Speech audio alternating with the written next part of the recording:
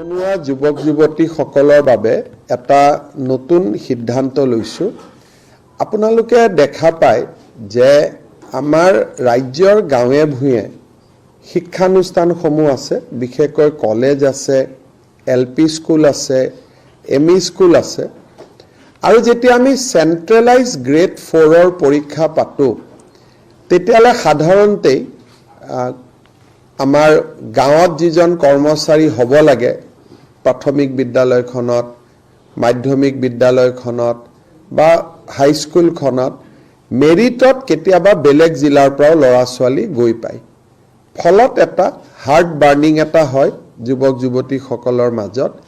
সেইকাৰণে চৰকাৰে এটা সিদ্ধান্ত লৈছে যে LP school, ME school, higher secondary school এই তিনিওটা লগত যিমান চতুৰ্থ বৰ্গৰ কৰ্মচাৰী হ'ব সেইখিনি আমি এটা নীতি প্ৰণয়ন কৰিম, যি নীতিৰ জৰিয়তে নিজৰ গাঁওখনৰ পৰাই ল'ব পাৰিম।